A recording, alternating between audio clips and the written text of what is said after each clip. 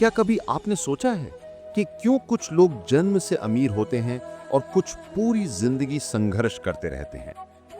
क्या पैसा सच में सिर्फ एक भौतिक वस्तु है या इसमें कोई आध्यात्मिक रहस्य छिपा है? भगवान ने अगर सबको एक जैसा बनाया तो फिर धन भी सबको समान क्यों नहीं मिलता? और सबसे बड़ा सवाल, क्या पैसा आध्यात्मिकता का शत्रु है या उसका साधन? आज हम समझेंगे। नंबर 1, पैसा होना क्यों जरूरी है। नंबर 2, धनवान कैसे बने और कैसे धन को साधन बनाकर हम जीवन को सफल, शांत और समृद्ध बना सकते हैं। पार्ट 1, पैसा जरूरी क्यों है।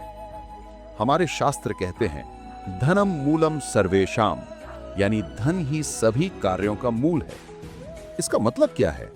अगर आपके पास पैसा है तो आप धर्म, दान, शिक्षा, सेवा सब कुछ कर सकते हैं। लेकिन अगर पैसा नहीं है तो आप दूसरों पर निर्भर हो जाते हैं। ये निर्भरता धीरे धीरे आत्मविश्वास को खा जाती है। भगवान श्री कृष्ण ने भी कहा था, योगक्षेमम वहाम्यहम, अर्थात जो मुझ पर विश्वास करता है उसका योग, यानी जो नहीं है उसे देना, और क्षेम, यानी जो है उसकी रक्षा मैं स्वयं करता हूं। लेकिन ध्यान रहे, भगवान भी उसी की मदद करते हैं जो कर्म करता है। उदाहरण के लिए, अगर अर्जुन धन कमाने की जगह केवल ध्यान करता तो क्या महाभारत जीत पाता? नहीं, उसे युद्ध करना पड़ा, मेहनत करनी पड़ी, और उसी में उसका धर्म था। इसलिए पैसा बुरा नहीं है, बुरा है उसका दुरुपयोग करना। पैसा हमें वो स्वतंत्रता देता है जिससे हम अपने कर्तव्य पूरे कर सकते हैं। गरीबी में भक्ति कठिन होती है क्योंकि भूख लगी हो तो मन ईश्वर में नहीं लगता। इसलिए कहा गया, अन्नम ब्रह्म, भोजन भी भगवान का स्वरूप है और भोजन के लिए धन चाहिए। पार्ट 2, धनवान कैसे बने। अब सवाल उठता है, धनवान कैसे बना जाए? क्या सिर्फ भाग्य से या कर्म से? हमारे शास्त्र स्पष्ट कहते हैं, कर्म प्रधान विश्व करी राखा। कर्म ही जीवन की दिशा तय करता है। पहला सूत्र, सही दृष्टिकोण। धन को तुच्छ न समझो।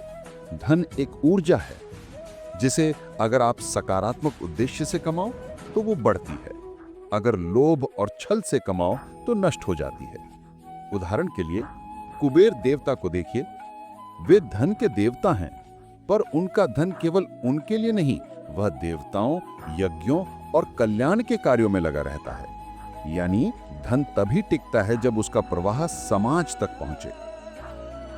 दूसरा सूत्र, बुद्धि से कर्म।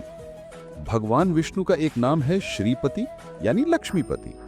लक्ष्मी वहीं रहती हैं जहां विष्णु की बुद्धि यानी व्यवस्था और संतुलन हो।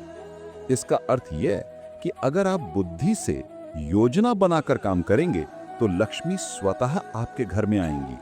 उदाहरण के तौर पर, एक किसान जो सही समय पर बीज बोता है, मिट्टी को पहचानता है, पानी का संतुलन जानता है, वो ज्यादा फल पाता है बनिस्बत उस किसान के जो बिना योजना के खेत जोत दे। योजना प्लस कर्म बराबर संपत्ति। तीसरा सूत्र, दान और आभार। धन को रोकने से वो सड़ता है, बहता है तो बढ़ता है। इसलिए हमारे ग्रंथों में कहा गया है, दशांशम दानम प्रयोक्तव्यम। जो भी कमाओ उसका 10वां हिस्सा दान में दो। ये ब्रह्मांड को संकेत है कि मैं धन का पात्र हूं और इसका प्रवाह मुझसे होकर दूसरों तक जाता है। उदाहरण, राजा हरिश्चंद्र जिन्होंने सत्य और दान से अमरता पाई, और दूसरी ओर रावण जिसके पास सब कुछ था पर दान और विनम्रता नहीं थी, परिणाम पतन। इसलिए याद रखो, धनवान वही है जो देता है। चौथा सूत्र, आत्मसंयम। महर्षि चाणक्य कहते हैं, अति सर्वत्र वर्जयेत। हर चीज में अति वर्जित है। पैसे की अति विनाश का कारण बनती है। धन पर नियंत्रण रखना सीखो, धन को तुम्हारे ऊपर नियंत्रण न लेने दो। एक धनवान व्यक्ति वह नहीं जो केवल अमीर है, बल्कि वह जो अपने धन का स्वामी है, गुलाम नहीं। तो अब समझिए, पैसा होना पाप नहीं, उसे सही दिशा में उपयोग न करना पाप है। हमारे ऋषियों ने कहा है, अर्थम धर्मार्थम न कामार्थम। धन कमाओ धर्म के लिए, स्वार्थ के लिए नहीं।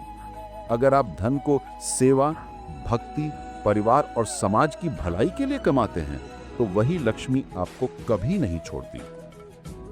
अगर इस वीडियो ने आपके मन में पैसे के प्रति सोच को बदला है तो इस ज्ञान को फैलाइए, क्योंकि जब सोच बदलती है तो किस्मत बदलती है।